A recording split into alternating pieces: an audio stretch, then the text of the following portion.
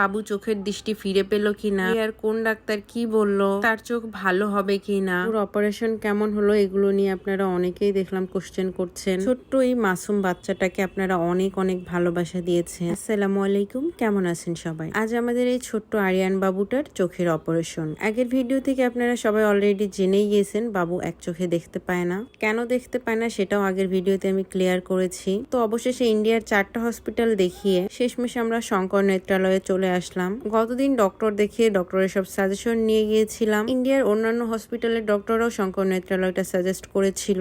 আজকে বাবুর অপারেশন হবে, আর তাই হসপিটালে সকাল সকাল এসে আমরা প্রথমে বাবুর ব্লাড দিয়ে দিচ্ছিলাম, কজ কিছু টেস্ট করা লাগবে। আর বাবুর যে সে কি কান্না, সে তো এই সাদা অ্যাপ্রন দেখলেই ভয়ে একদম অবস্থা খারাপ হয়ে যাচ্ছে। অ্যাকচুয়ালি 1.5 বছরের একটা বাচ্চার উপর দিয়ে এত ট্রমা যাচ্ছে, ও কিভাবেই বা সহ্য করবে বলেন। বাবুকে শান্ত করতে আমরা বাহিরে চলে আসলাম।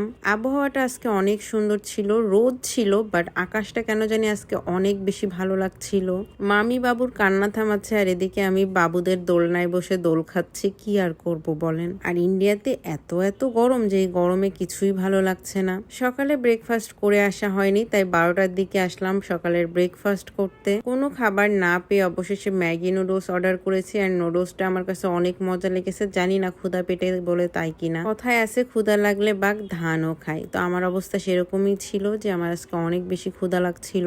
আমি আর আপনাদের ভাইয়া মিলে ফুল প্লেট নুডলসটা শেষ করেছি। আর এদিকে আমাদের আরিয়ান বাবু তো খুবই বিরক্ত করছে, কারণ সে হচ্ছে আজকে সেই সকাল থেকে না খাওয়া। যেহেতু অপারেশন করবে, অ্যানেস্থেসিয়া দিবে, সো সেজন্য তাকে কোনো রকমের খাবার দেওয়া নিষেধ ছিল। আর সে যেহেতু ভীষণ খাদক, তাই না খাইয়ে রাখা তাকে ভীষণ টাফ। সবাই খুব ভয়ে ছিলাম যে এইটুকু বাচ্চা অপারেশন করলে কি হবে না হবে। তারপরে আবার ভিন দেশে এসে, দেশে থাকলে তো কোনো একটা বিপদে পড়লে সবাইকে পেতাম, বাট এই ভিন দেশে কাকেই বা পাবো বলেন। সবার কাছে সে শুধু খাবারই চাচ্ছে। আমরা বিভিন্ন ভাবে তার সাথে খেলার চেষ্টা করতেছিলাম। এতই হাসি খুশি বাচ্চাটা চোখে দেখতে পারবে না, এটা কেন জানি বারবারই আমরা মেনে নিতে পারছি না। অনেকেই জিজ্ঞেস করেছেন যে ডাক্তার কি বললো বাবুকে। আমি আস্তে আস্তে সবই বলবো আপনাদের সাথে। অলরেডি বাবুকে ওটিতে নিয়ে যাওয়া হয়ে গেছে, আর ওর কান্না দেখে ভয়ে আমার তো গলা শুকিয়ে গেছে।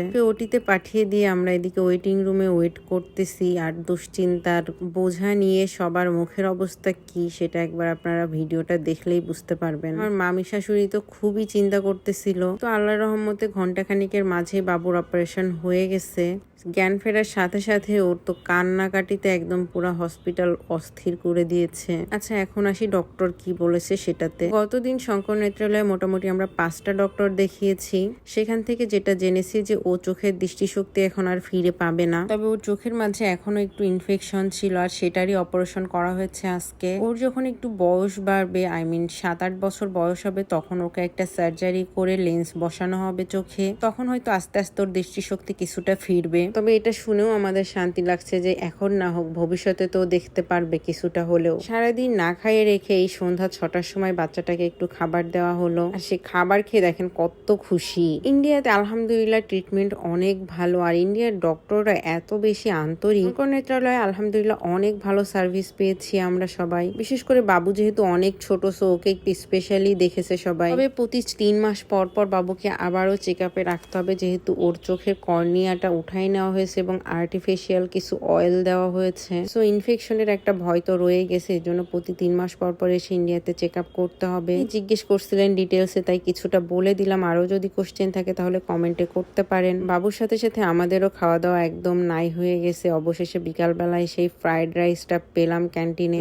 গাইস, এটা একদমই জঘন্য ছিল। চিনি দিয়ে ফ্রাইড রাইস করে, এটা ফার্স্ট টাইম দেখলাম। অনেকে জিজ্ঞেস করতে পারেন যে চোখে ব্যান্ডেজ নাই কেন বাবুর অপারেশন করা সত্ত্বেও। অ্যাকচুয়ালি বাবু ব্যান্ডেজ একদমই রাখতে দিচ্ছিল না, তারপরে ওর আধা ঘন্টা পর পর একটা ড্রপ ছিল। দোয়া করবেন আরিয়ান বাবুর যেন চোখে আর কোনো সমস্যা না হয়, যেন ইনফেকশন না হয়। আল্লাহ হাফেজ।